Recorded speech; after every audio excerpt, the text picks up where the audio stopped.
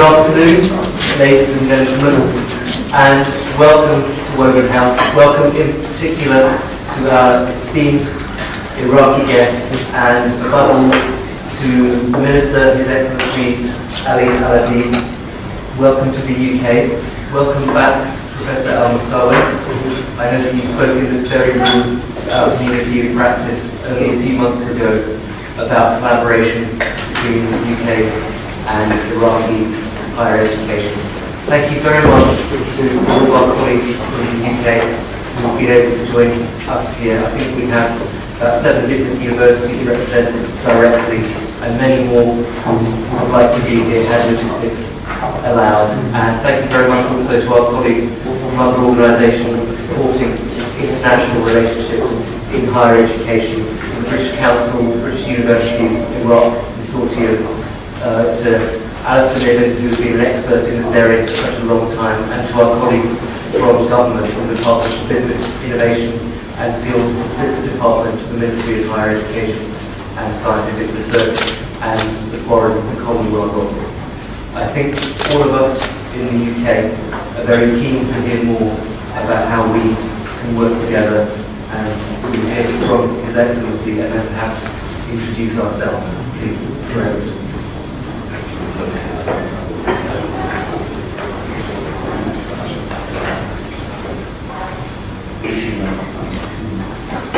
شكرا للأخوة السادة أعضاء ورؤساء الجامعات البريطانية الحاضرين في هذه الجلسة على استجابتهم لحضور هذه الجلسة من أجل الحديث بشأن موضوع التعليم العالي في العراق والعلاقات الثنائية بين العراق والمملكة المتحدة على صعيد التعليم العالي والبعث.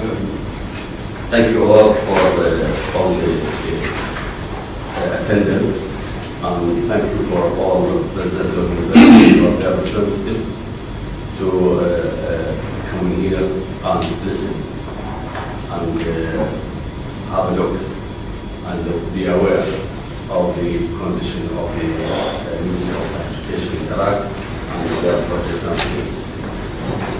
في بداية حديثي لابد أن أشير إلى العلاقات القديمة التي تدور العميقة في العلاقات على صعيد التعليم العالي بين العراق وجامعات المملكة المتحدة، اللي تعتبر هي تقريبا الأولى من نوعها في علاقاتنا مع جامعات الخارج.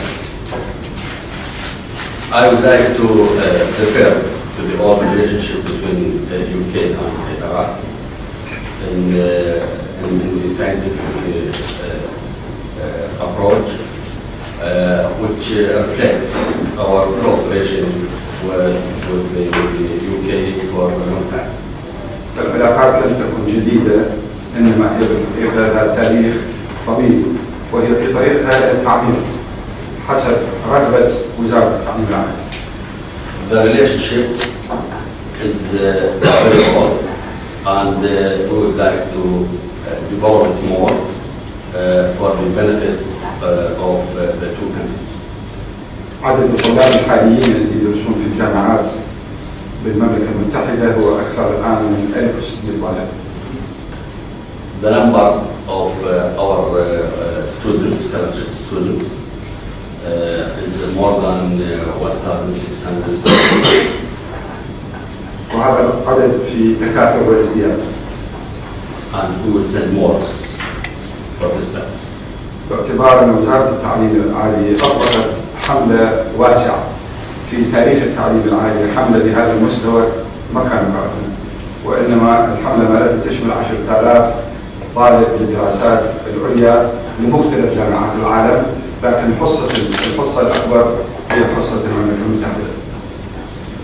The Ministry of Education is looking to send more students to the UK and other countries around the world, and we have the plan to send more than 10,000 students in the next few years.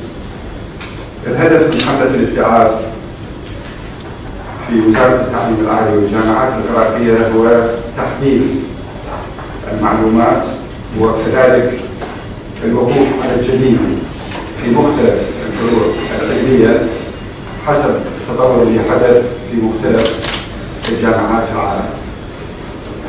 The purpose of sending such a number of students outside Iraq is, first of all, to update their information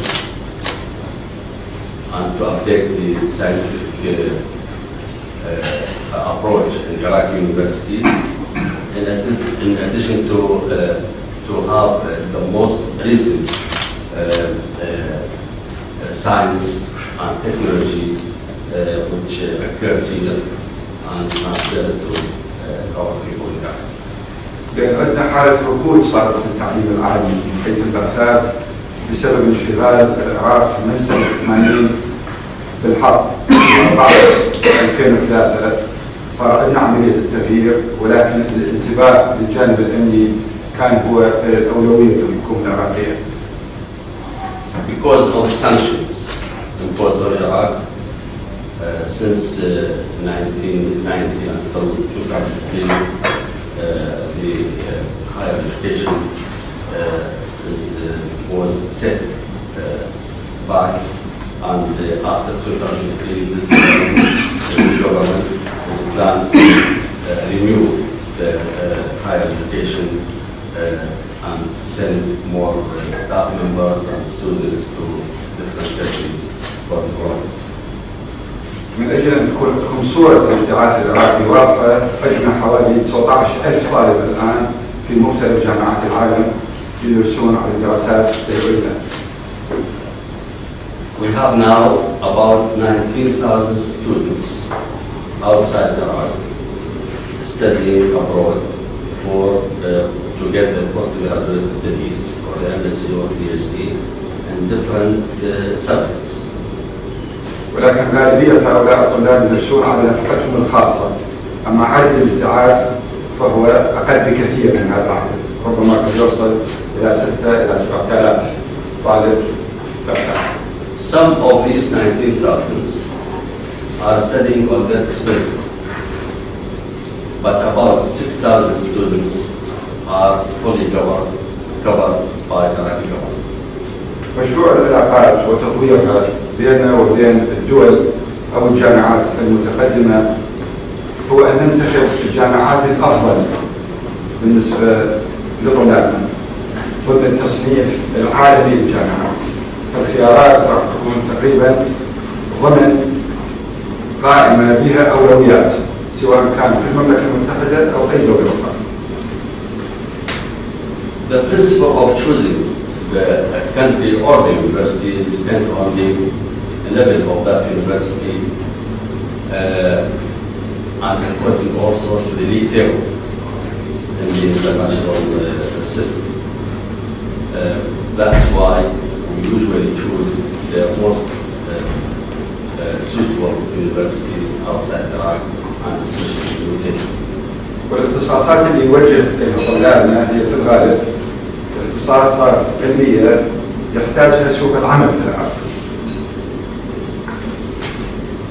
The subjects usually is we prefer the scientific subjects, and those subjects are very important to the Iraqi markets.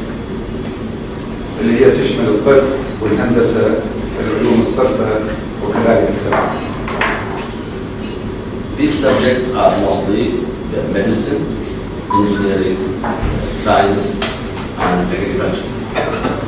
هذا ما يعني بأنه احنا نرسل للعلوم الإنسانية، ولكن توفر الدراسات العليا في أقسام العلوم الإنسانية في العراق ومن جامعاتنا القائمة، لذلك قللنا عدد المرسلين لهذه البحثات الإنسانية. This doesn't mean that humanitarian studies are neglected by Iraqis, but the humanitarian studies, we have an ample sources of references and ample number of professors teaching the humanitarian studies. That's why we reduce the number of humanitarian scholarships for humanity. مشروعنا في التعليم العالي حتى تكون عندكم الفكرة عنه واضح بالابتعاث. أغلبهم من الأساتذة اللي فعلا يمارسون التدريس في الجامعات من حملة شهادة الماجستير من أجل الحصول على شهادة الدكتوراه. Most of our scholarships are for those who are already teaching at our universities, and they are MSc cadres. So in order to develop the universities, we have to send them to finish their PhDs. وبنفس الوقت هناك مبادرة لرئيس الوزراء هي الأخرى إلى جوار هذه المبادرة اللي قائمة بالتعليم العالي لإرسال طلاب في الحقيقة لغرض الحصول على شهادات عليا وهم في البكالوريوس. There is another channel of sending scholarships. We call it the Prime Minister Initiative. They send also hundreds of students outside Iraq, and some of them toward the bachelor degree. إلى جانب البعثات اللي خاصة بالتدريسين والطلاب، عندنا بعثات بحثية لاستكمال البحوث العلمية مع هذه الجامعات أو بالحقيقة مع مراكز البحث العلمي في هذه الجامعات بالخارج. In addition to the project of scholarships, also we have the scheme of sending our postgraduate students outside Iraq who study in Iraq. And usually they spend 6 months in different universities in order to follow up their research or seeking for their devices or movements or some materials. ويشمل هذا الموضوع أيضا طلاب الدراسات العليا أيضا، مو فقط الباحثين، وإنما اللي يريدون يحصلون على شهادة دكتوراه وهم يدرسون في الجامعات العراقية ويريدون يكملون أبحاثهم، أيضا هم مخيرين أو بالحقيقة مؤهلين لاستكمال بحوثهم في مثل هذه الجامعات الخارج. This is of course in addition to sending their supervisors outside Iraq to spend 1 month in different universities, also to have a chart with the supervisors here and to follow up the research of the students. الموضوع الثالث هو ابتعاث عدد من التدريسيين أو الإدارات الجامعية للدخول في دورات من أجل تطوير قدراتهم الإدارية وطرائق التدريس الجديدة المعتمدة في هذه الجامعات. The third scheme is to what we call it staff development scheme, is to send our staff, the academic staff, also to different countries in order to update and upgrade their information and have an idea of the teaching facilities, teaching way, and also on the choosing the topics of the research and so forth. الموضوع الرابع هو موضوع تطوير مناهج الدراسة في مختلف الاختصاصات على ضوء الموجود في الجامعات المتقدمة بالعالم. The fourth scheme is to develop the curriculum in different subjects, in different fields for Iraqi universities.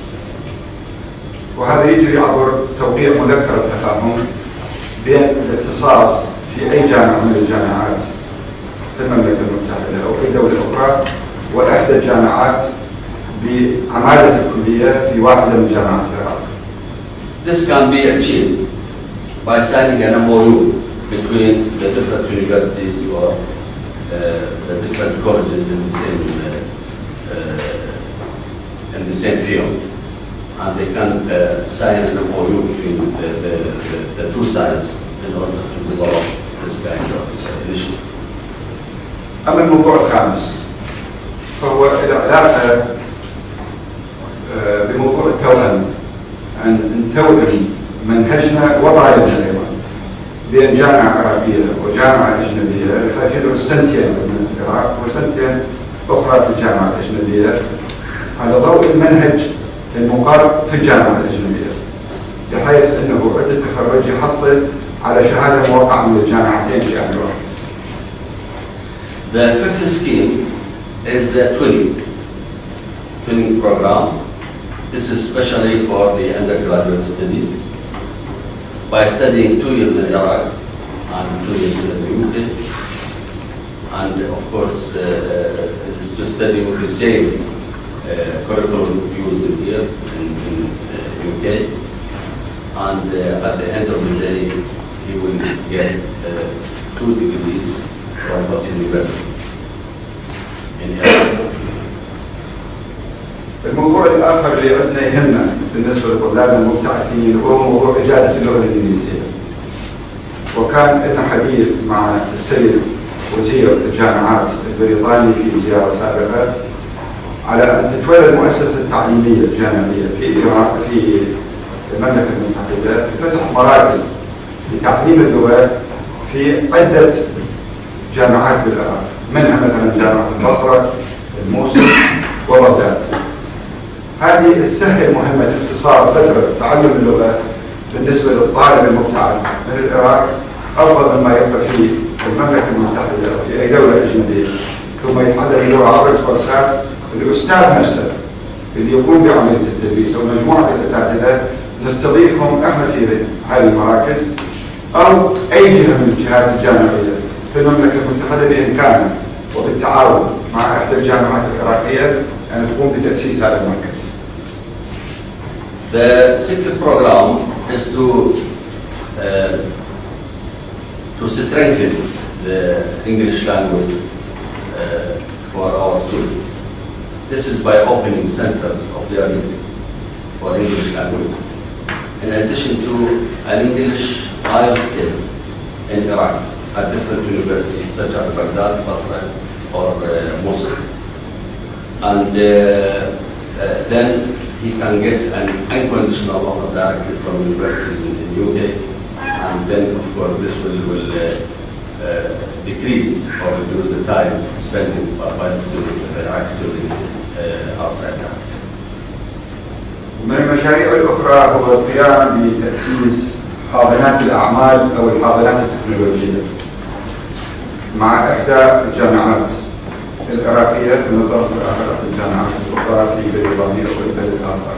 وفعلا نحن بدأنا بإنتاج أو تشكيل هذه الحاضنات في جامعة بغداد. وعندنا الآن حاضنة تكنولوجية للتدريب على تكنولوجيا الاتصالات سويناها مع شركة هواوي الصينية، وكذلك مع ألمانيا صار عندنا اتفاق لإيجاد حاضنة للتدريب على البناء الجاف، وهو أسلوب غير معتمد في العراق.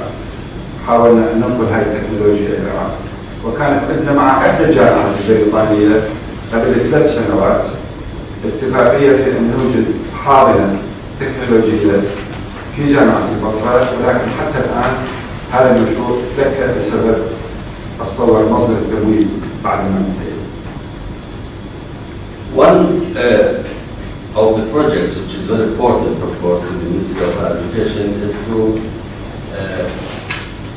to make a science park projects in different universities and in different subjects, especially in training or finding something new explorations or new subjects in science or in engineering. We have now 2 science parks in the University of Baghdad, and we are waiting for another projects to be opened also in Basra. In Basra, of course, we have some delay because of the budget of the project. موضوع الحاضنات بالنسبة للجامعات العراقية أصبحت الآن مهمة، لأن الوزارة عندها فكرة الجامعات المنتجة، بحيث يمكن أن يكون التعليم بها الطالب العملي هو الواضح، بحيث المتخرج يستطيع أن يندمج مع قطاعات العمل سواء كانت حكومية أو أهلية بشكل انسيابي. بالإضافة إلى أنه الجامعة بالإمكان من خلال هذه الحاضنات أن تزيد مواردها المالية، لأنه حتى الآن التعليم الجامعي في العراق مجاني، يعني بدعم من الدولة، ولتكاثر وتزايد عدد الطلاب في المستقبل القريب يجعل عملية احتضان هذا العدد الكبير أمر غير قادر غير ممكن بالنسبة للحكومة. وعلى هذا الأساس فنحن نحتاج أن نطور جامعاتنا باتجاه عملية الإنتاج. The importance of the science park in different universities is very important now to the Ministry of Education, because now we are planning to make our universities as the productive universities. And of course, this will lead to an investment in different projects.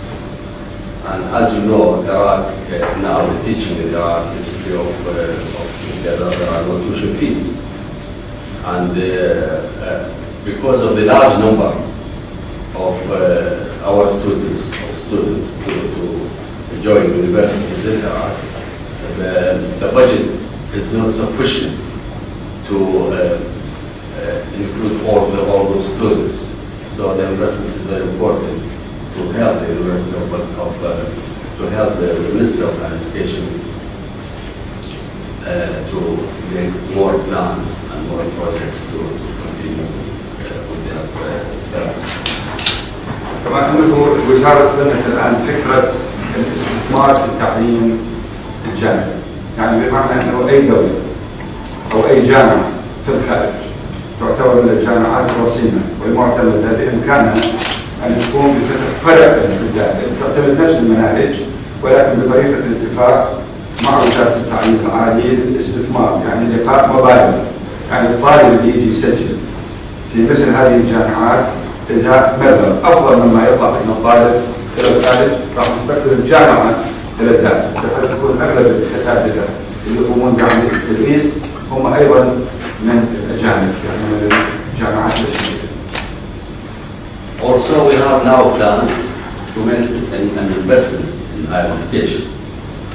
So it's now open for you to open a certain branch of the university in Iraq. And you can, of course, propose certain tuition fees for the students and make contract with the Ministry of Education to allow and to recognize the degree of these universities in Iraq. طبعا الجانب العراقي راح يهيئ بعض المستلزمات لعملية جلب هذه الاستثمارات وقد يهيئ قطع أراضي لبناء هذه الجامعات أو الكليات اللي ممكن أن تستثمر في العراق في أي محافظة وليس في بغداد. We will encourage, of course, such a step, and we will find ways of buying some lands for you, for any university who would like to open in Iraq, in order to build the campus there, and we will also make our authority in government to make this step easy to be done. طبعا من أجل أن نجعل كل هذه الخطط عملياتها ميسورة وسهلة حتى تستطيع الوزارة أن تؤدي أو توصل إلى تحقيق هذه الأغراض والأهداف. الآن رؤساء الجامعات العراقية مخولين بتوقيع أي مذكرة تفاهم يعتقدوها بأنه لمصلحة تطوير وضع الجامعات، يوقعون أي مذكرة تفاهم بحيث يمكن أن يفعلونها وليست حبر على ورق، دون أن تكون الوزارة الهدف في هذا الموضوع إلا المصادقة، يعني الوزارة عادة مستعدة للمصادقة على أي شيء من هذه المذكرات إذا كان فعلا بالنسبة لهذه الجامعة العراقية ذو نفع مباشر. We authorized our university presidents to sign with you an MOU or any agreement to facilitate the projects of the higher education in Iraq, and the ministry will approve and directly without solicitation. لذلك الوفد اللي فعلا الآن أمامكم يمثلون مختلف جامعات العراق ومن مختلف التخصصات. نحاول نعرف لكم الأساتذة اللي هم برفقة الوفد. الدكتور سامي حمدان هو عميد ورئيس جامعة البصر وهي من الجامعات العريقة اللي مر على تأسيسها 50 سنة، اختصاص طب في جراحة العظام. وكذلك الدكتور رحيم الساعدي رئيس الجامعة المستنصرية، فيها الكثير من التخصصات هذه الجامعة ومقرها في العاصمة بغداد. نعم. Now we would like to introduce our delegation from Iraq, which represent different Dr. Hamdan is the president of the University of Basra, and Basra is the second largest city in Iraq, and he's a medicine doctor. Dr. Rahim Saadi is also the president of Mustanseriya University, which is based in Baghdad. Also, the Mustanseriya is a very large university in Baghdad. واختصاص الدنيا.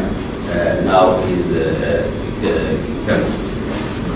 الدكتور عباس الدياني رئيس جامعة ديالى. Dr. Abbas Diyala is Diyala, president of the University of Diyala. اختصاصك الإسلام دراسات إسلامية. He is an Islamic studies, specialist in Islamic studies. الدكتور حسين القريشي رئيس جامعة القادسية. Dr. Hassan Quraishi is Al-Qadisiya, president of the university. تقع في منطقة الفرات الأوسط. He is at the leader of Iraq. الدكتور ناهي الركابي اللي هو مسؤول مركز أورام سرطانية. Dr. Nai is the director of Cancer Center in Iraq. ويمثل مراكز الأبحاث العراقية بالإضافة إلى أنه هو مسؤول عن مركز يعتبر هو الأهم من بين المراكز المركزية العراقية. He represents all Iraqi scientific centers belonging to the Ministry of Education.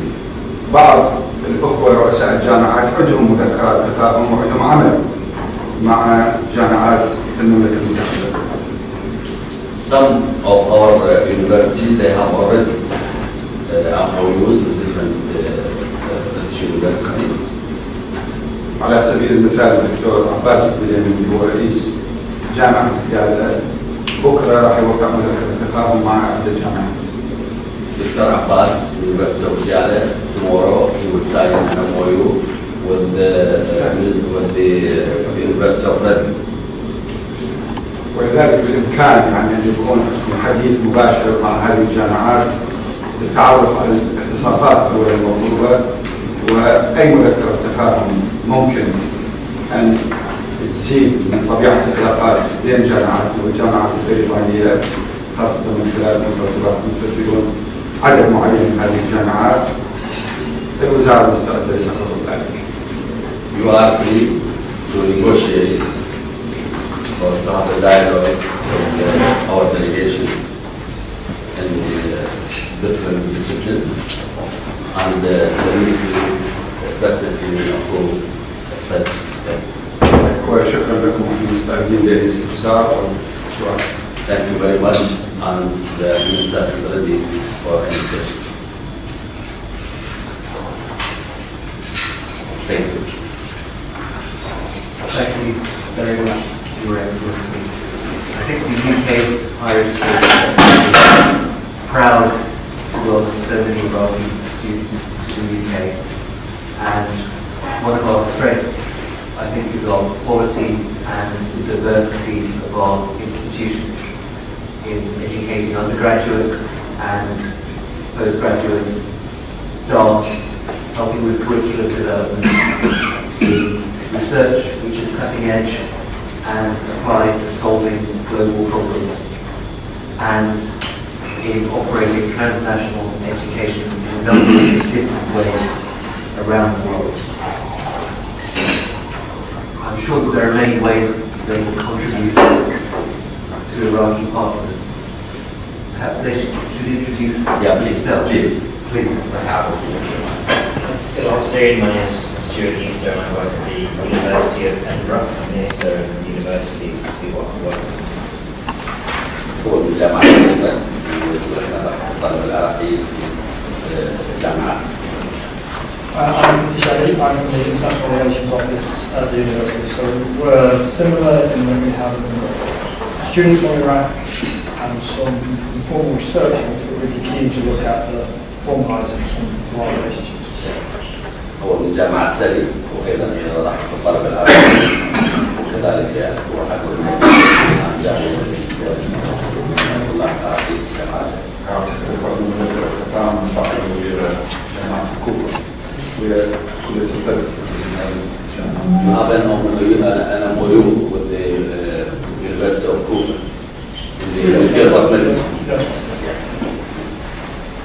Hi there, my name is Chris Brown. I'm the Regional Officer for the Middle East at the University of Reading. I'm responsible for recruitment and collaborations in the Middle East region.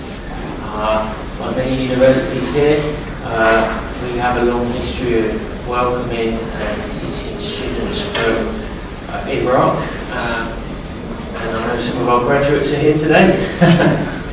And we're very keen to explore further collaborations with the Islamic University, and we look forward to having further discussions.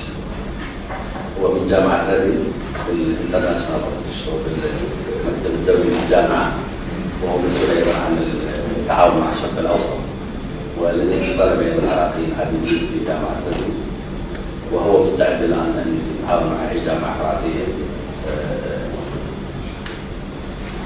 Hi, my name is Ivan Roberts. I'm from Baghdad University and I have international partnership.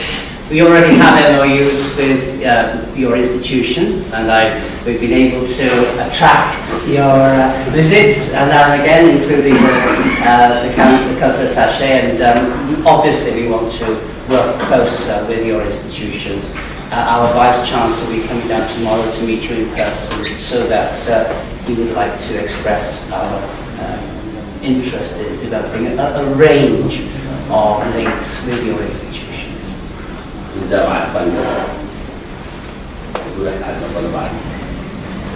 I'm Martin Bennett, head of the Graduate School at Nottingham-Trent University. We have a small number of Iraqi students with us studying a range of subjects in sciences, but also in agriculture, and we're very interested in developing further links. جامعة نوتنغهام اللي وقعت في نوتنغهام يقول مع الأسف احنا عندنا طلاب قليلين من الطلاب العراقيين، بس نتمنى أن نسوي روابط صلة كثيرة مع الجامعة. Wendy, I know that many partners in the British universities abroad have sort of weren't able to be here today, but are very keen to strengthen their relationships with Iraq. Is there anything that you wanted to say by way of introduction? Well, just to say that UIC represents 43 universities in the United Kingdom, which are looking at our partners. And we have a great deal of interest in developing our relationship with the Ministry of Higher Education and developing the kinds of things that you put into your 6-point programme. So thank you very much for inviting me to represent you this afternoon. And I look forward to having further discussions with the Sex and Culture Attaché team. Roy, His Excellency talked about the importance of English language training, especially in Iraq, as part of higher education relationships. Would you like to say anything from the British Council's point of view? I would say something from the British Council's perspective, but also from UKTI education. I work for 2 organisations, and the UKTI organisation, we put together a sort of a brochure outlining the English language options and capabilities. I'm very happy to.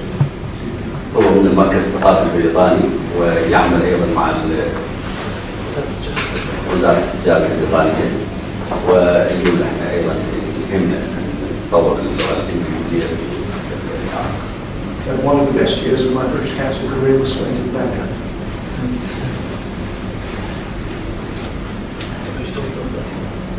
But we would like also to give a license for the others to have the IELTS test in Iraq. I don't expect that to be a problem. It is a problem, it's a major problem.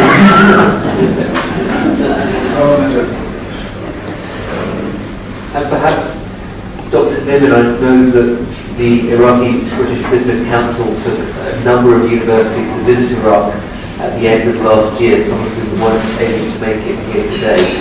Do you have any observations on the visit which might be of interest to His Excellency and our Iraqi colleagues? Well, thank you, Dan. I had the pleasure of meeting His Excellency on your last visit to London when I came with Baroness Nicholson, who heads the IBBC, to see you, and she presents her greetings to you today, but she's on a flight to Beirut at this very minute. We did organise with UKTI a mission of 50 British companies, but we included in the definition of British companies universities, and 13 British universities visited Iraq last November. The IBBC is encouraging the idea of a British university presence in Iraq, which I think Your Excellency is aware of, and we shall be having a meeting shortly to progress that idea. And we're also very keen, as you are, to see the development of English language teaching. The companies that belong, there are, as I say, 53 of them to IBBC, are very keen to try and support educational development in Iraq in ways that, you know, obviously we hope you will support and wish to see happen. So it's a great pleasure to be here. الأستاذ من المجلس العراقي من المجلس البريطاني للتجارة اللي ترأسه بارون نيكلسون، وهي الآن سلم عليكم الآن ببركة إلى Could I just add that on our visits to various universities in Iraq, some of them coming to see us in Baghdad and in Erbil, we go to the campuses, there was a great yearning for an increased partnership with British universities. It was stated over and over again that this really was something that they would like to see develop. So I think we're knocking at an open door. ونحن يهمنا أن تطور علاقتنا مع الجامعات البريطانية خاصة الجامعات العربية بينت في أكثر مناسبة استعداد للتعاون مع الجامعات البريطانية. احنا وعدنا 50 شركة بريطانية تشتغل ويانا وتتعامل ويانا، وأخذنا 13 جامعة بريطانية وفد إلى العراق للقاء عدد من المسؤولين، وهو التقى بنا عدة مرات في مناسبات عدة. And Dr. Law, you want to say something about the British Council's perspective? So we'd like to think we've got a very warm, long relationship with them. You've heard from my colleagues representing universities how open they are to do business with you. And the British Council is very, very keen to try and build on trust and understanding, so these links that we establish go to make two countries safer, more stable and more prosperous. So welcome you all to this discussion. رحب بك الأستاذ أيضا البريتش كونسل الثقافي، ونقول احنا علاقتنا فعلا قديمة مع الشعراء من كان مكتب في بغداد سنة 1959، ونسعى إلى إقامة علاقات تتطور وتزدهر مع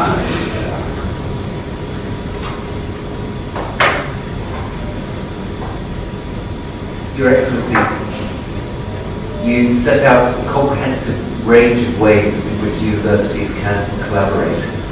Perhaps we could hear from our Iraqi partners what their priorities would be, particularly in terms of subjects for mobility of students or of staff in working with UK higher education.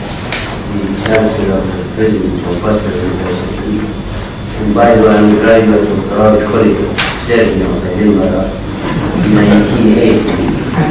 So indeed I'm very proud to be here again, particularly in the presence of our dear Minister of Higher Education, His Excellency Al-Adeeb, who recently given so many forward steps to improve the status of the Iraqi University.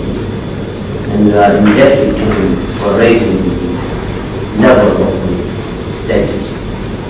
Honestly, I've signed many MOU, but sadly so far did not come into real existence. So we want the dream to come into existence, and we want to shed light on the mystery of the MOU. So my feeling, to confirm the MOU, of course we are more than happy to come here and to share. But sadly from your side, you are still reluctant or hesitant to come to Iraq. But I assure you, what you hear in the telly and in the media. It's not the reality. The country is much better than before. Yes, there is some hot zones in some hot cities, but others are enjoying freedom and peace.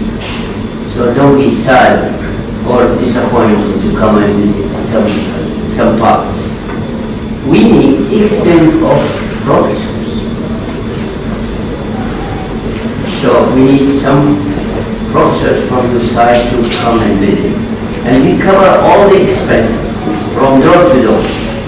So we're not going to pay anything in all the specialties.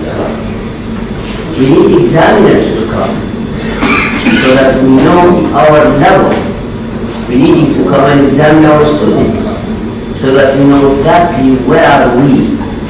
Do we need to improve our status? Are we okay? Are we in the international level? Is our standard is not high? So we need some from your side to come and examine our students. We need a combined research supervised by one from your side and one from our side. And by doing so, we can improve our research projects. Okay? We want to send our syllabus to your side so that you do analysis of our syllabus. And by doing so, we probably change some part of our syllabus. Then we need you to do evaluation or estimation of the dissertations and the PhD thesis or MSc thesis. And by doing so, again, we know where we are, we can improve our status. And moreover, we want partly our students to come here so that it is a sort of liaison. For example, every university in Iraq will be affiliated by a university from UK. And then we will feel that you are part of us and we are part of you. So this is very valuable. You know, as His Excellency said, so far the number is increasing day by day. So many PhD and MSc students coming already here and more to come. So you have to be more easy with us in giving the letter of recruitment, because I feel some of our PhD students, they are having some difficulties in getting the letter of recruitment. So please be so kind and more easy to give letter of recruitment so that we encourage our students to come. I do know very well previously, in the 50s and 60s, UK was the first country for Iraqi to come and educate yourself. Okay, because you know, the British educates people all over the world, and just for nothing, just to improve the serving humanity in their countries. So here we are to say back again to the days of 50 and 60, and we are more than happy to shake hands with you. And mind you, now you have a lot of competitors. So you have to compete with the States, with Germany, with other countries, but still our heart is beating towards UK. So don't make us disappointed. In regard to publications, we want to encourage the teaching staff in universities to publish their reports in your journal. As you know, we have so many journals, which is recognized with an ISSN number. So we want you to send your research to be published in our journal. At the same time, we want our work to be published in your journal.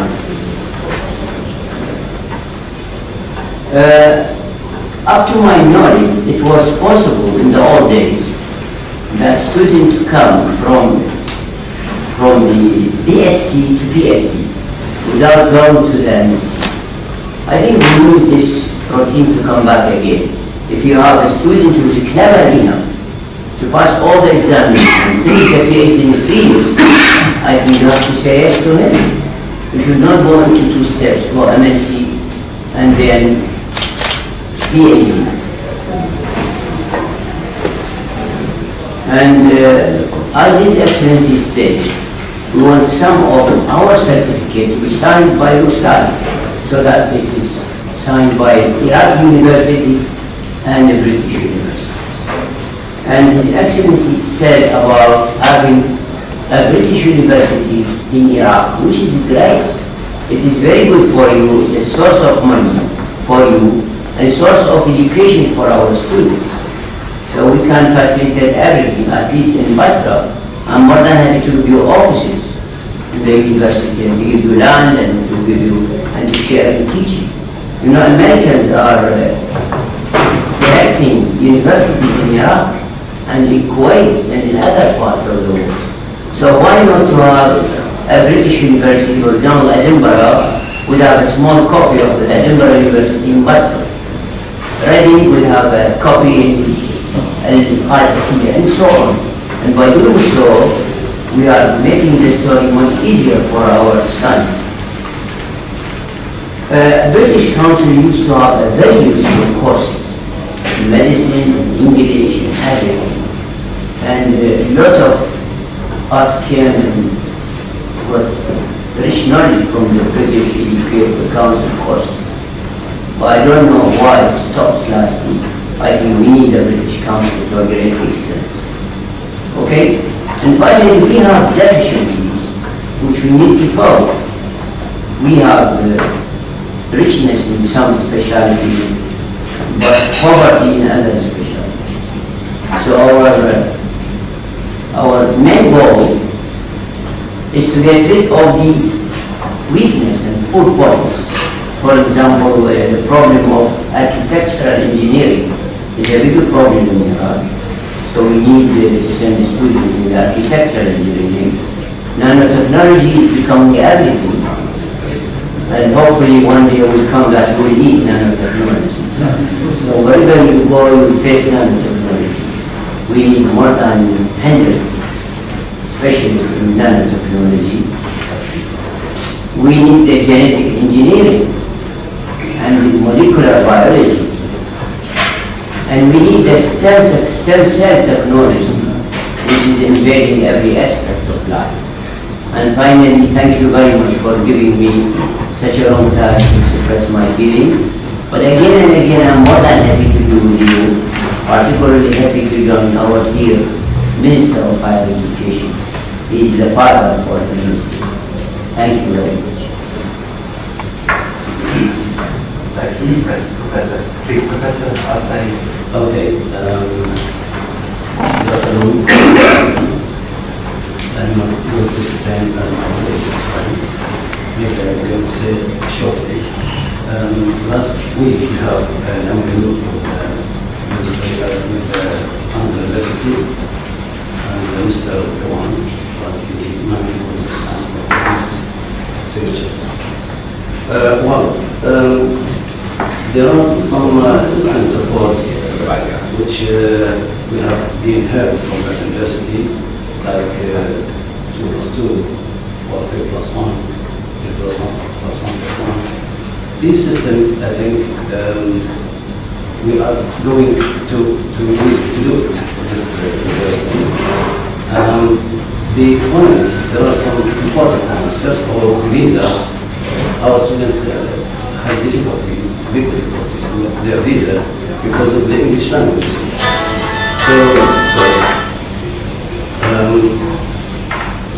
Mr.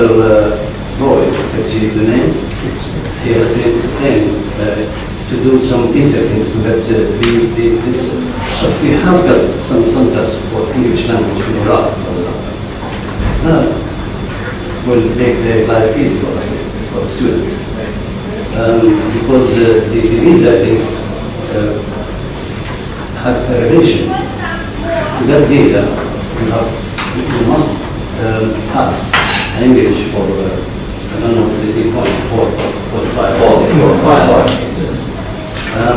This is, I think, a big difficulty for our students to come here. I agree with my friend for all the things he has been explained here, because the problems are the same for universities. We have heard about many of the universities, and I would say, fortunately, I've been graduate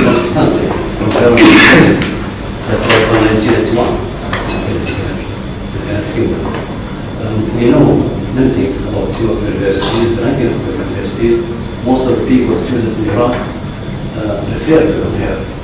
But as I said, some difficulty. We can help each other to solve these problems. I think many of your universities, as Excellency mentioned, we have 19,000 students abroad. So I think most of them prefer to come here to the next people. But the most difficulties is in the visa, and sometimes as we want to do some sharing supervision on, some of our students, maybe when they graduate, they want to stay here anyway. Or maybe live with some people. We want them to serve there in Iraq. That's why we sent them there. So if we do this sort of sharing with them, one of the things, they spent 2 years here, studying here, and 2 in Iraq. Whether it's in the first 2 years or the last 2 years, the thing is, they shouldn't get their certificate unless otherwise they go back to Iraq. That's one of the points which is important for us. Well, there are many things, of course, I would like to mention maybe the time going quickly.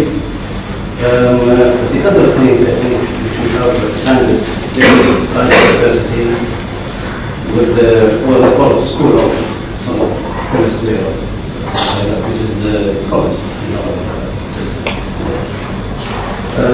We find a lot of new things really in that university.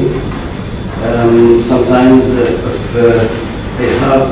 the student have a bachelor, to study bachelor, they have their secondary school level, what you call it, A-level. Right? This is a system, and the others which we send our very bachelor students, their MSc or PhD. This point has been explained by a friend of mine. Now, well, this point means if we have this sharing, like 2 years here or 2 years there,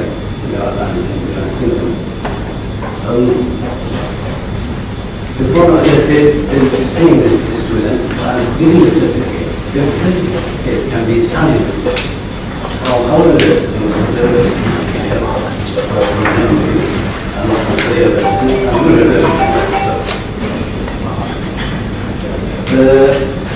then we can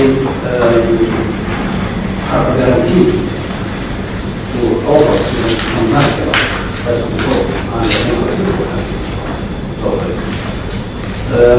Well, this is the main point which I want to mention, and thank you very much for attention. Thank you. السلام عليكم. اسمعني في جامعة ديالى عندنا اتجاه باتجاه عقد فقرات مع الرجال ومع We are at the University of Diyala. Would like to have an MOUs with different universities such as Iraqi. ولذلك سنوقع اتفاقية مع الرجل. That's why we are going to sign a MOU already. ويوم 17 من الشهر الجاي مع جامعة البصرة. On 17th of this month, they will sign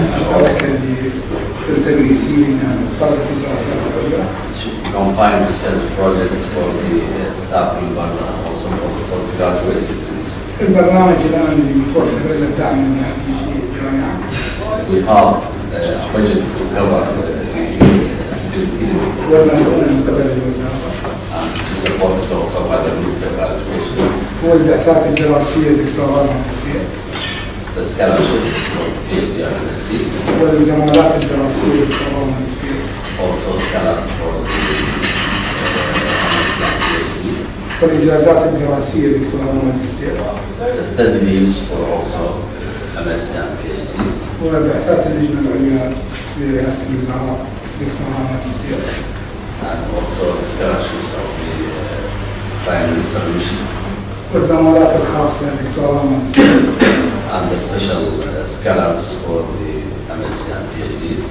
وشهدت الجامعة انطلاقة كبيرة في موضوع البعثة للابتعاث خارج العراق. and the university has many students outside Iraq. وعلى الأخص بعد أن تسلم معالي وزير التربية المستر الأديب وزارة الوزارة. Especially after His Excellency Minister Al-Adeeb. وعلى وفق الأرقام اللي سأتوها سريعا. And according to figures, في عام 2005 كان فقط 3 طلاب. in 2005, في عام the number of scholars were في عام 2006 كان 4. 2006 were 4. 2007 27. 2007, 24. 2008 9 14. 2008 and 9, 14. بينما منذ عام 2010 إلى عام 2013 Between 2010 and 2013, 305 طالب. the number of scholarships rises until up to 300 and more.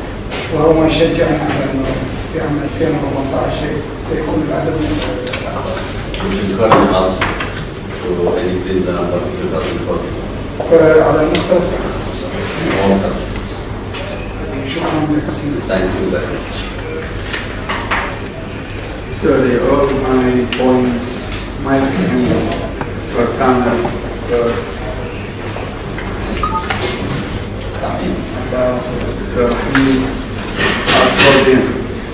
Now we are like to invitation to visit our universities, especially Middle and South Iraq, to development relationship between our universities, because we have a witness safety and security.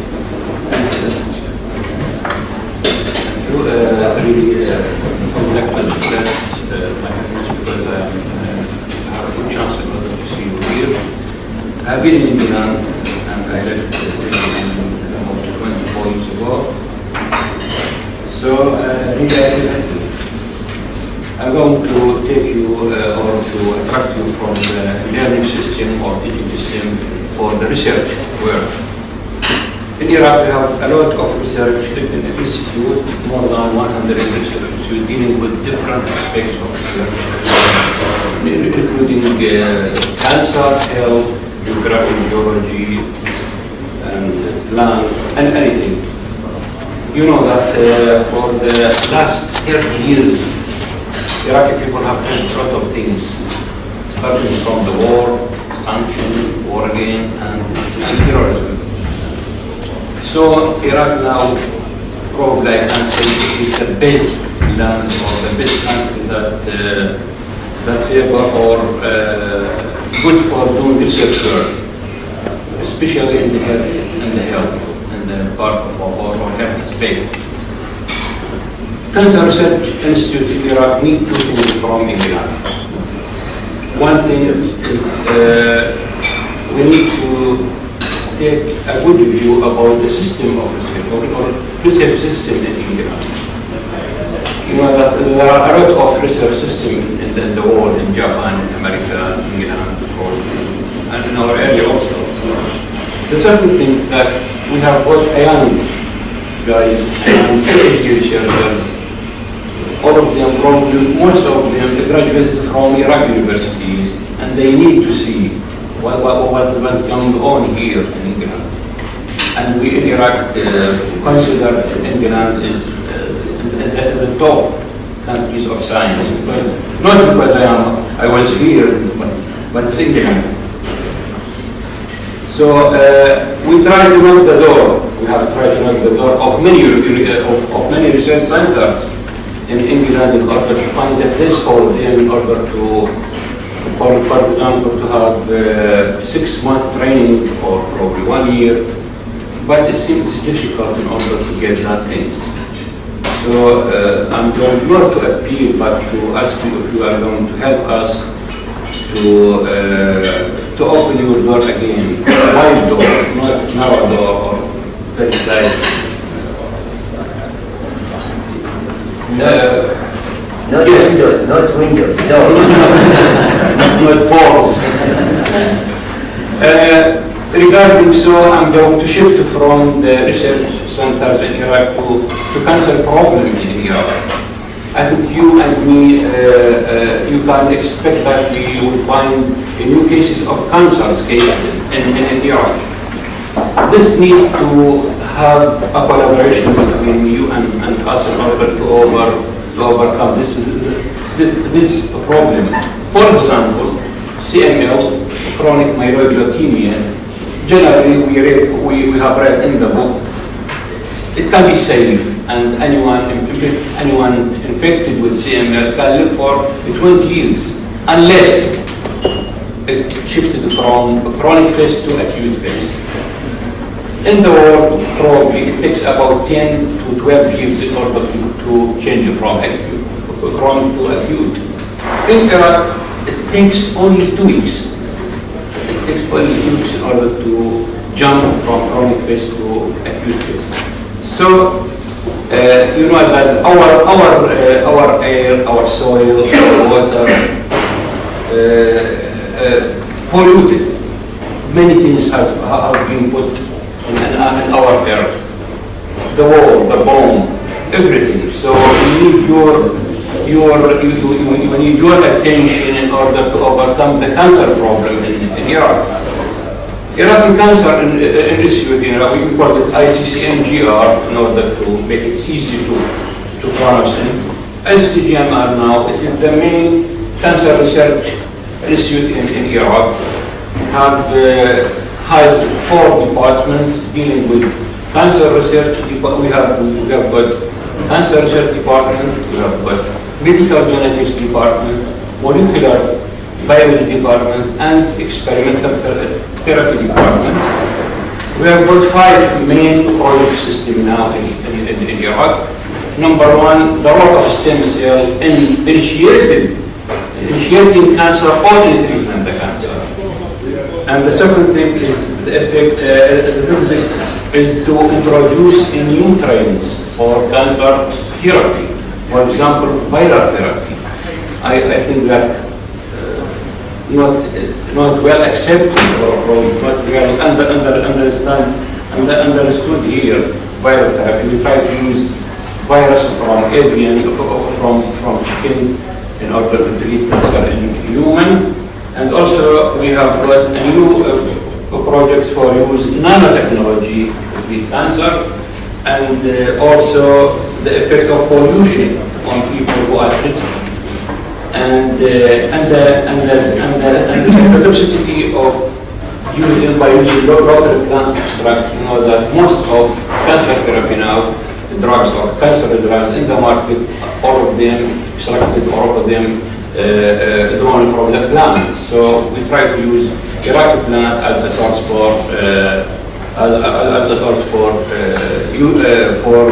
finding new cancer therapy.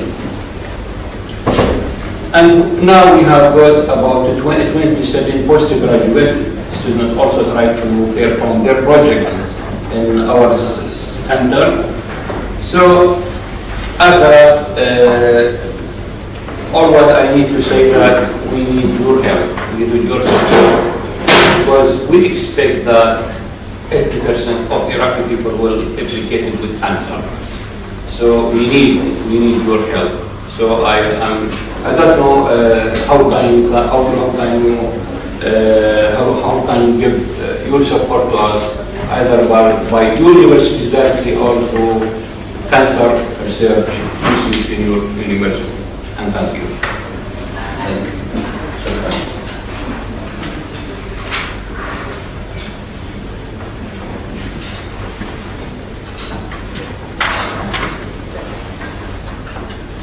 I think that is an extraordinary range of opportunities for partnership there. Everything from examiners to combined research, syllabuses, disciplines. And you had the courtesy to mention several of the institutions that are in this room today, so perhaps I might ask our UK colleagues if they would like to talk some more about their priorities. Perhaps Ewan, would you like to start? Yes, I mean, obviously, joint research is, I think, what most of my colleagues would also be very interested in, not only to improve the relations between our institutions, but obviously for publications to broaden the whole base of research between our countries. And certainly one area that we'll be looking at and talking about is joint supervision, for example. I think there's a lot of potential in this. And there are many ways that we can bring this about. The other area that we're looking at, of course, is postgraduate training in general. I think the idea of having a 2-year master's, for example, I think many institutions are looking at ways of combining the English language requirement with the master's program itself, and integrating the master's training at the first year of the English language provision as well. So we're looking at ways of providing the higher education requirements of Iraq in a number of ways. And as Dr. Ali has mentioned, I think many institutions are very open to having combined studies, as it were, 2 years in Iraq, 2 years in the UK, or variations thereof. And we're as conscious as you are of the need to ensure that students go back to Iraq to, as it were, seed the fertile ground of academia there. And obviously we'll do what we can to make sure that students do go back. So there are a number of things that I know all our institutions are very keen on developing. I think it's just finding the right sort of mechanism to do that. I think it's a financial issue. I think the issue is how can we marry our systems, how we can get our academics to agree on key research areas and share those research skills. I think the top priority is 2 things. IELTS exam, more than 1 center in Iraq. It's a bigger problem. We have only 1 center in Kurdistan, north of Iraq, and the queue is 6 or 7 months. So this is not fair. And not fair at all that Iraq students come here to stay 1 year, just wandering here and there to pass the IELTS. So you please be so kind and make more than, I think the council can do the job. And they pay for it, and we pay for it, and they pay for it. So having the IELTS center or examination is very, very good. And also we want our teaching staff to improve their status in English. Because honestly, I said it several times, every teaching staff in Basra University should be capable of speaking English fluently and delivering lectures in English. And this can only be done by having Center for IELTS exams, as His Excellency compared and posed to his point that IELTS exam should be done in Iraq. We can spare 1 year for our students. The second point is the visa. You have to be more easy in giving visa, because a lot of people now, Iraqi can enter so many countries without visa. And up to today, the British Council in Baghdad is not issuing visa. They collect the documents, send it to Jordan, and the visa to be issued there. So please be so kind and facilitate these top priorities, the IELTS centers exam and the visa. I don't think you're talking about the visas today, but certainly the English language requirements. I know British Council are working on this. But also institutions are very happy to work with you to help develop English language provision in your institutions. I mean, we all have English language centres, and I know we'll be very happy to work with your staff in this area. And we don't necessarily, for the UK BA, doesn't necessarily require an IELTS qualification. There are other ways of ensuring that Iraqi students meet the BA visa requirements without having to take the IELTS. So I think there are other ways of looking at this and not be confined just to thinking in terms of the IELTS. Well, no visa will be issued unless he passed the IELTS exam. Or an equivalent. And the institutions are also in a position to be able to offer those types of language guarantees. So there are other ways. But they concentrate on IELTS. I think we need to maybe lobby our politicians a lot more. And I know vice chancellors are very worried about this language. But absolutely, I think it's at a high level that we need to lobby. And by the way, they came to us, and I said to them, I can do the impossible. Just to have a center for IELTS examination. Whatever you like, I can provide you with better facilities than that in UK. Just come and then they disappeared, and so far no news. I don't know why. Dr. Tam, we asked many institutes and schools of English and university to open an IELTS center. But all of them, not most of them, all of them claim that the British Council, they don't give them the license to open that. Oh, I see. So it's your fault. I'm wearing this hat today. She's wrong. But I will take the message. The British Council doesn't have a sole license on English language teaching and training, so I feel there's been a misunderstanding somewhere. Well, that's what they told us. No, there are equivalent examinations to IELTS, which are also I remember very well in the 60s, we had the US Embassy in Basra, and the student can go there. Question comes from the state, not even in the state. Question comes from the state. They sit for the exam in the embassy, and they send the paper back to the state to be corrected, and that's it. It's very easy job. You don't need anything. Send the questions and ask people from the UK embassy to come. Collect the paper and bring it back to UK. That's it. But we can't do the courses for us. Of course, if you do it, it will be more delicious. That's the fact. What we can do, we have professionals in English language, they can do it. But please be serious in this matter. Because we have to achieve something before we go back home. I know we have many academic areas of collaboration, but Alex, was there anything you wanted to add on the visa point in particular while we're discussing? Thank you.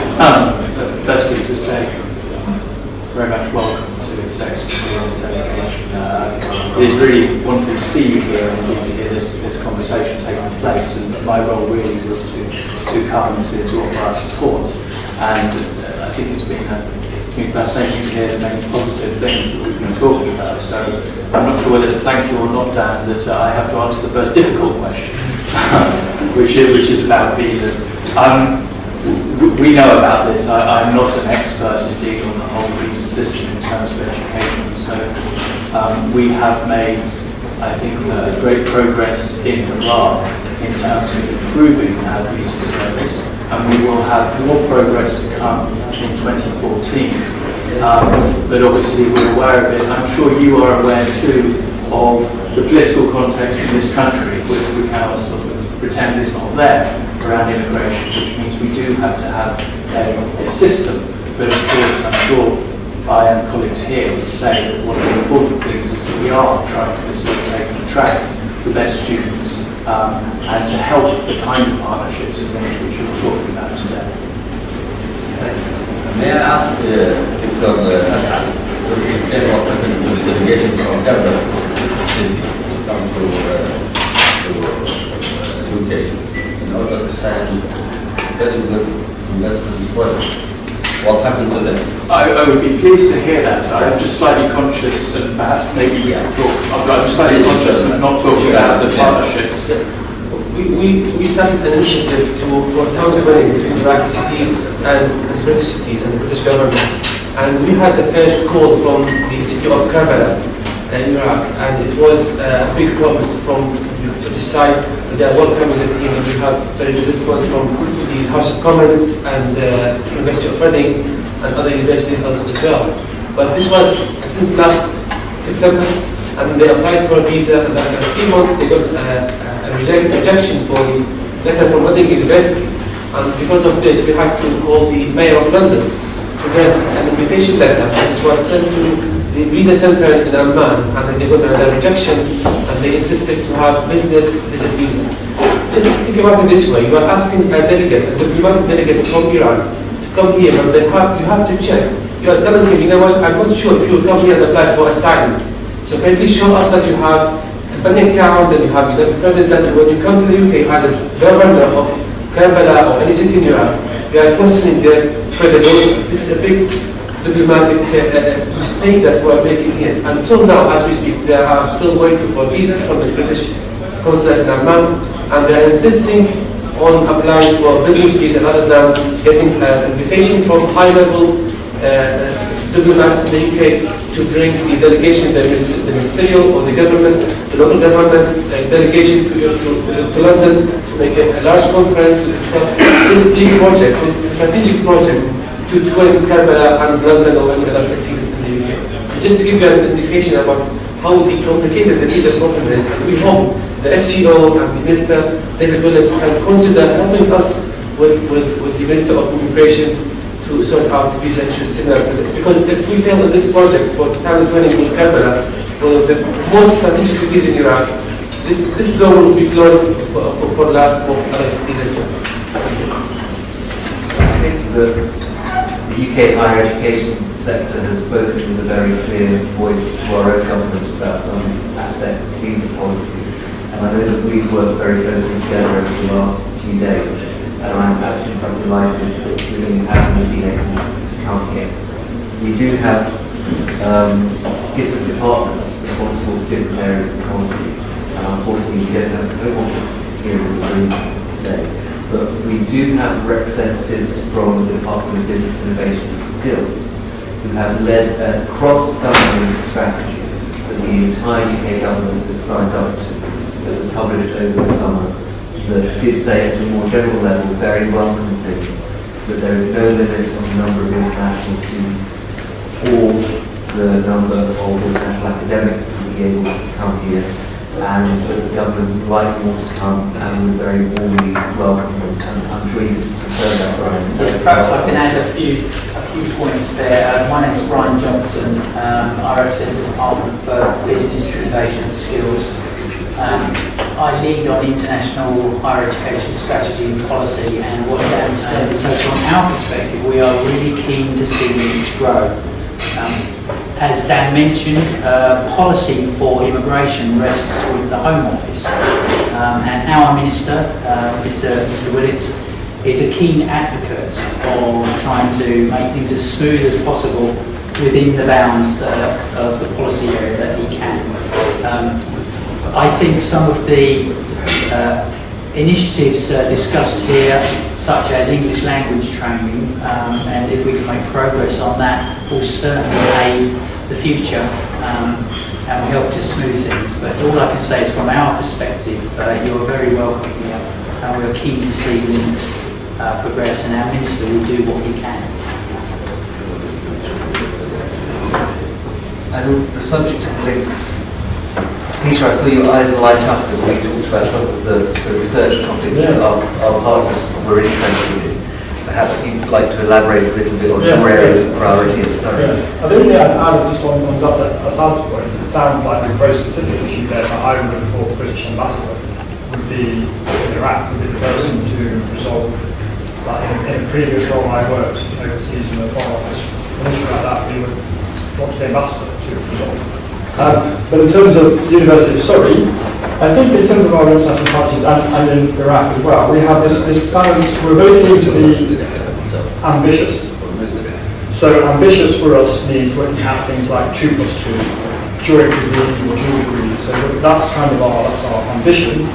But we also have a balance between breadth and depth, I would say. When we try to be very broad in our partnership with partner university, we try and cover every subject, we try and cover undergraduate and postgraduate.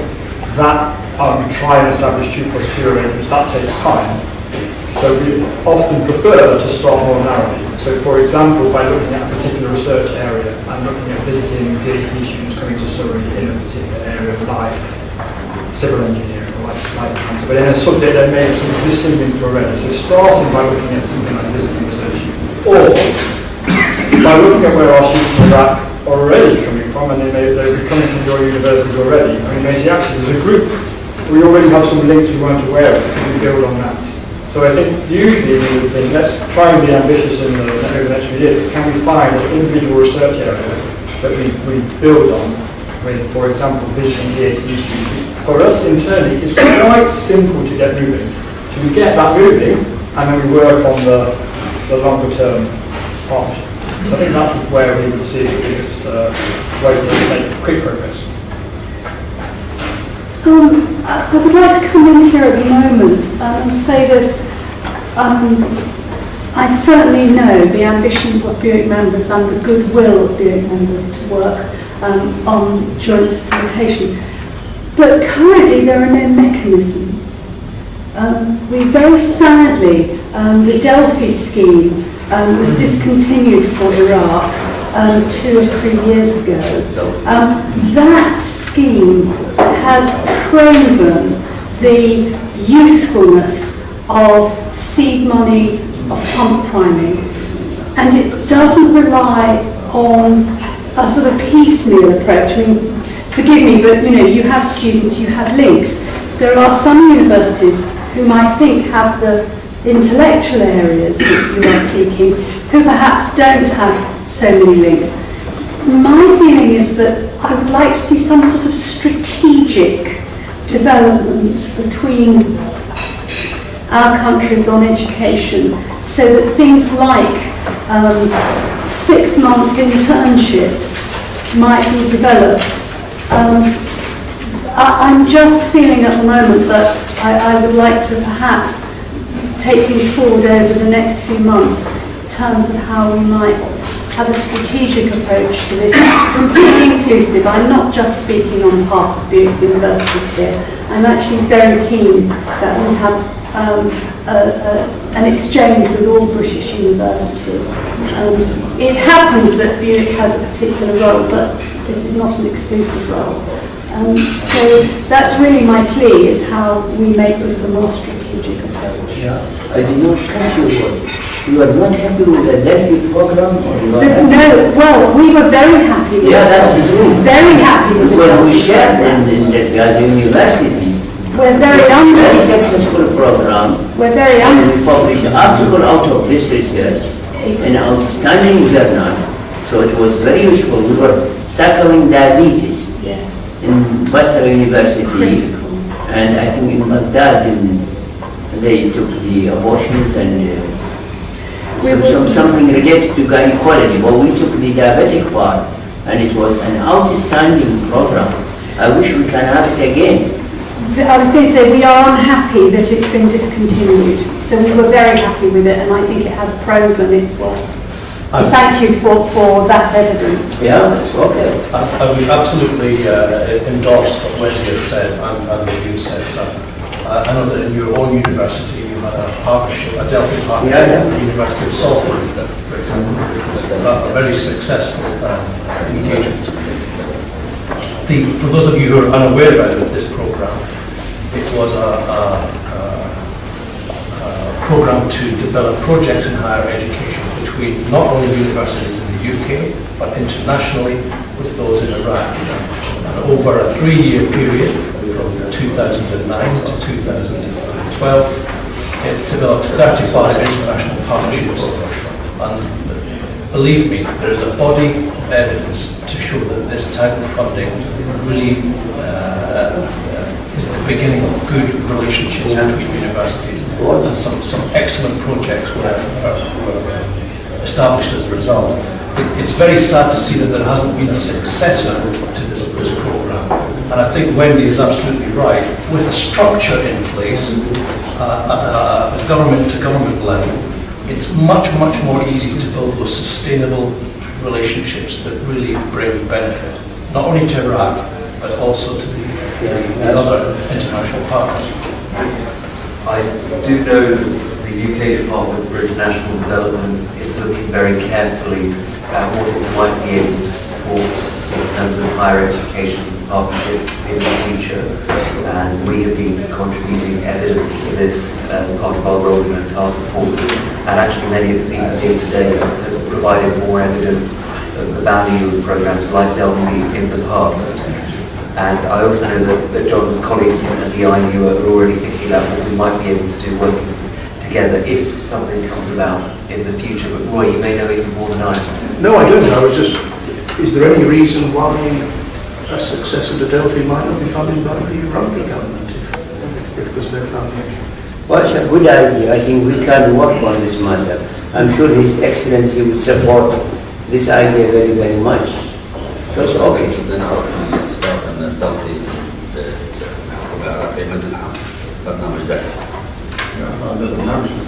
It's a pragmatic suggestion. دلفي وغيرها أنا لاحظت أن برنامج دلفي أصلا يدرب عدد جدا قليل من بعض الجامعات في حين نحتاج مدربين منا يعرفون حتى هم يقومون بهذا الدور لأوسع عدد كبير من الأساتذة أو المعنيين بعملية التدريب.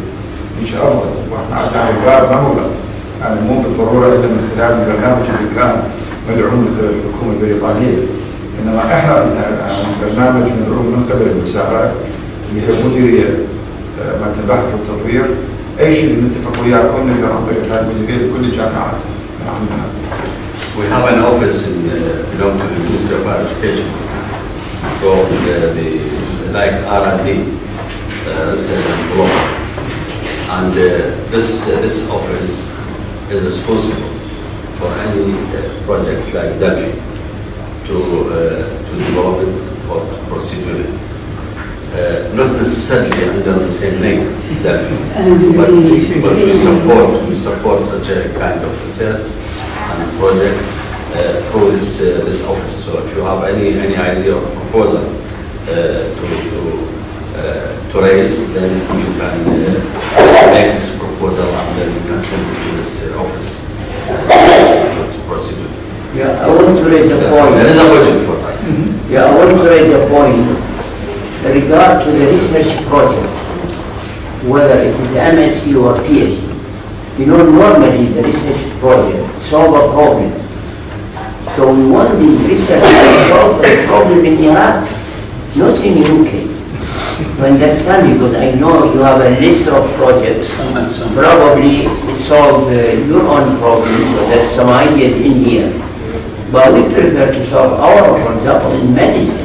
We have so many problems, we need to solve it by PhD or MSc thesis.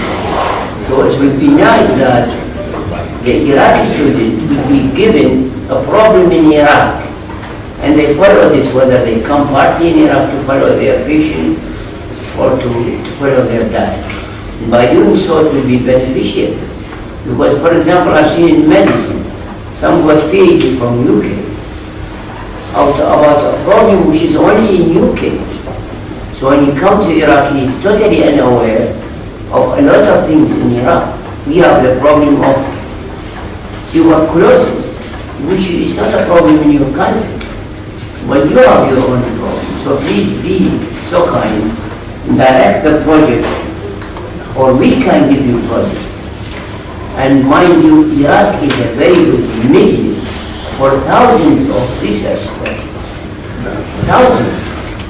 Yeah, I agree with your point entirely. I think many of the universities here in the UK do greatly try to contextualise the research projects for students. However, especially with PhDs, normally there is a sticking point with the expertise in the supervisor, which is where it comes back to the joint supervised projects, which can be very beneficial. So you have a supervisor in Iraq who has expert knowledge of the situation in Iraq, and the supervisor in the UK who has expert knowledge of the up-to-date environment in the UK and facilities and labs and so on. And that could be a very beneficial project to work on, I think. I also want to mention as well, from Emma's point of view, very interested in projects around quality assurance, curriculum development. These are projects that we've worked on in other countries around the world previously, and they're ongoing right now as well. It's something with value. I think. Again, that's another good point. Could I ask colleagues around the table linking these 2 points to our previous one, is, as I understand it, Delphi was actually about partnerships, not just research projects.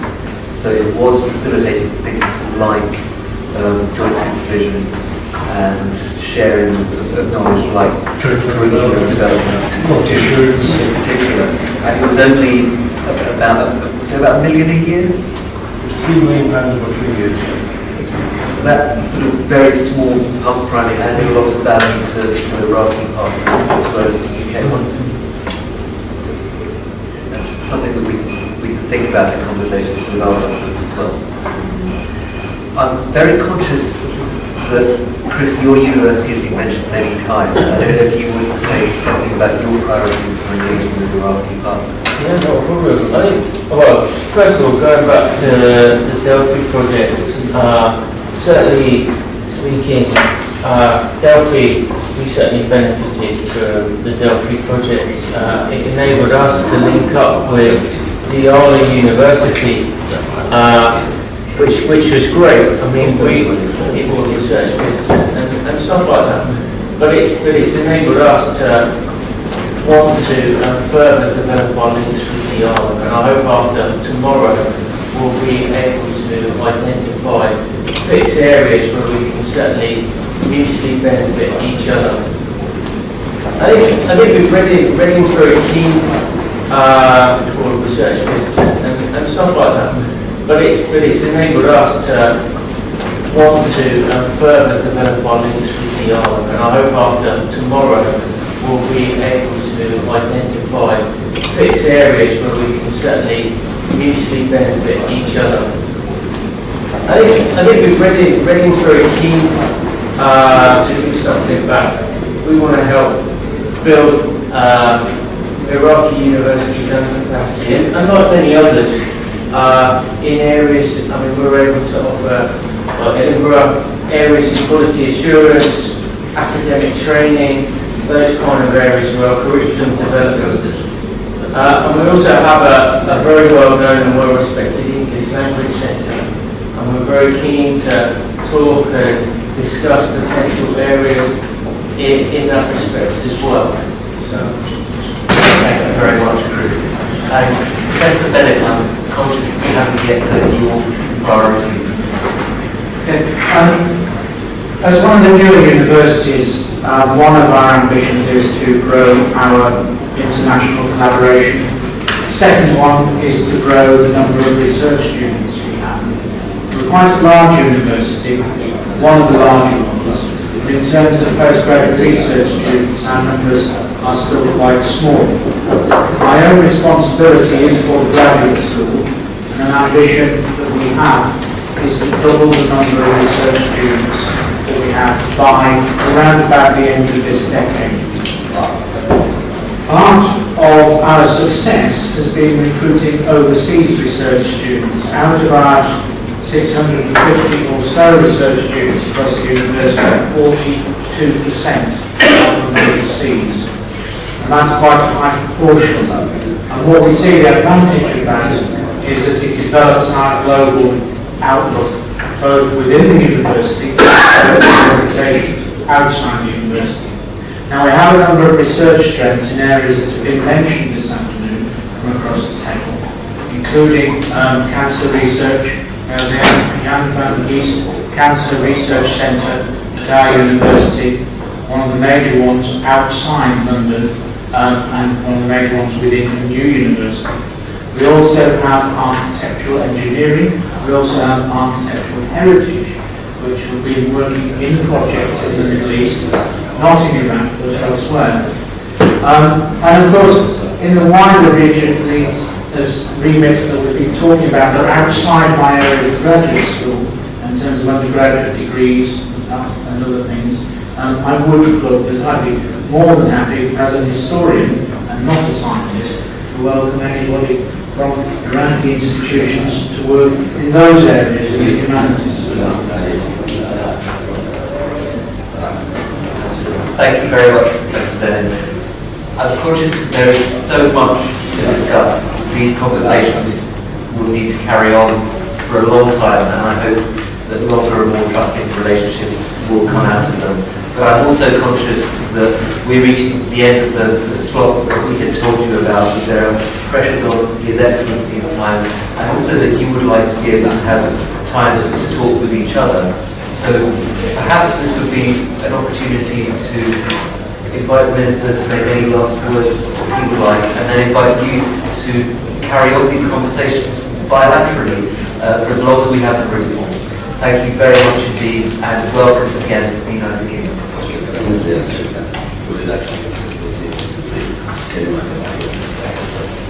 ما شاء الله اللقاء أبدا مع رؤساء جامعات الآخرين بالإضافة إلى الأخوة المسلمون هؤلاء. أنا بالحقيقة نأكد على تمتين هذه الروابط، ومثل ما ذكرت في البداية بأن علاقاتنا على صعيد التعليم لم تكن جديدة. أنا أذكر الآن بأن أول كلية طب شكلت في العراق كان الأساتذة لهم من بريطانيا. هذه العلاقة اليوم أكثر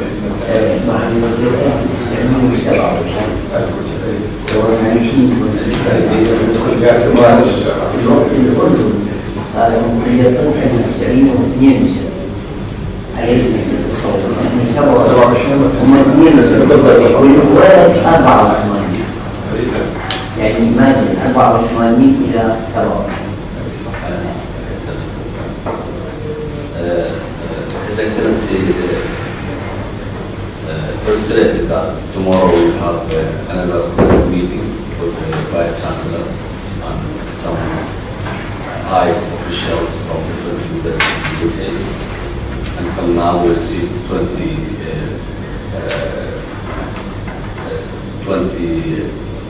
applications from them, and we will discuss more about the different projects with also the delegation from this application. He insisted on the long relationship with the UK, and he mentioned that the College of Medicine in Baghdad was founded in 1927, and many of the academic staffs at that time were British. While in Jordan, the College of Medicine was founded in 1972, and in Kuwait in 1984. So you can see the difference between Iraq and the different countries. علاقاتنا الحقيقة الثقافية مع دول أخرى مثل الولايات المتحدة الأمريكية، كندا، ألمانيا، فرنسا بها أقل عدد من الطلاب، وقد يكون السبب الأساسي أن طلابنا وجامعاتنا اعتادوا على أن يكملون دراستهم في بريطانيا. هذا قد يكون السبب من ناحية تاريخية. ويكون سبب آخر إضافي هو أن الجالية العراقية الساكنة في بريطانيا عددها كبير جدا، لذلك يألفون هذا المحيط الاجتماعي. من ناحية طلابنا أيضا وحتى المبتعثين كوفود للتدريسيين من أجل إعادة تدريبهم أو زيادة قدراتهم في مجالات الإدارة والتدريس أيضا يميلون إنجلترا لهذا الغرض. لذلك أنا بالحقيقة أؤكد على أنه عملية الاهتمام بفتح مراكز لتعليم اللغة الإنجليزية في العراق ومنحهم هذه الشهادة كمقدمة للدخول في الجامعات مسألة أكثر من ضرورية. Our relationships with different countries like Canada, United States, or Australia is also good, but not like our relationship with UK. We have most of our students now studying here in UK. We have a very large community, Iraqi community in UK. It sums about 400 or 500,000. And that's why our students decide to go to UK rather than to go to another country. And therefore we insist on opening centers or examining centers in Iraq rather than urge the students to come to the university. وأنا أعتقد بأنه الأعداد في تزايد مستمر لطلابنا في المملكة المتحدة. لذلك باعتقادي أن الحكومة في المملكة المتحدة ينبغي أن تدرك كل الصعوبات بما في ذلك هذا الحديث الذي يجري الآن بشأن موضوع سمة الدخول بالنسبة للعراق.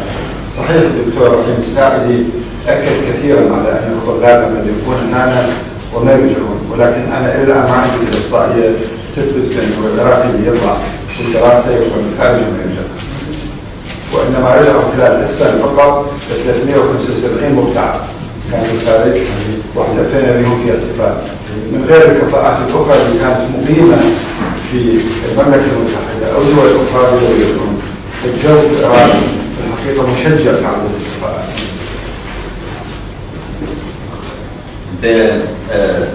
More students will be sent to UK and other countries, and we appeal for the British government to ease the regulations in accepting the students. And what Dr. Rahim mentioned, that most of our students, they don't like to go to Iraq, go back to Iraq. Some of them actually according to the statistics. There is List of them. Yeah. The statistics in the hand of the minister show that there are almost nobody required or nobody like to remain or to stay in England, but would like to go back to Iraq directly after he finished his study. وعندنا مشروع من المشاريع اللي ربما ما سألت بها هو موضوع المستشفى الجامعية اللي ستدار بطريقة الاستثمار عندنا في العراق، وراح تعتمد على الكثير من الأطباء الموجودين في إنجلترا سواء كانوا عراقيين عاملين في مستشفيات المملكة المتحدة أو قد يكونون هم أيضا بريطانيين، وراح احنا نرتب الطريقة في العلاقة ما بين هذه الجامعات في إدارة مع الخدمات الصحية اللي موجودة في واحدة من أكبر المستشفيات في المملكة المتحدة، وهذا قد يكون مشروع بعد 6 سنين ينطبق إن شاء الله. We have another important project in Iraq,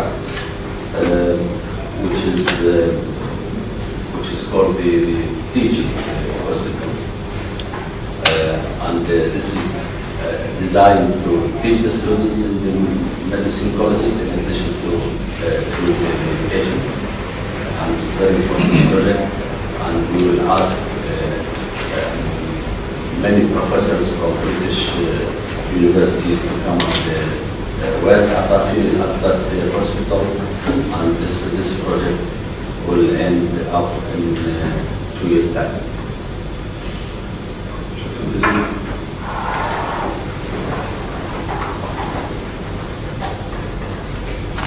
Thank you very much, Iraqi.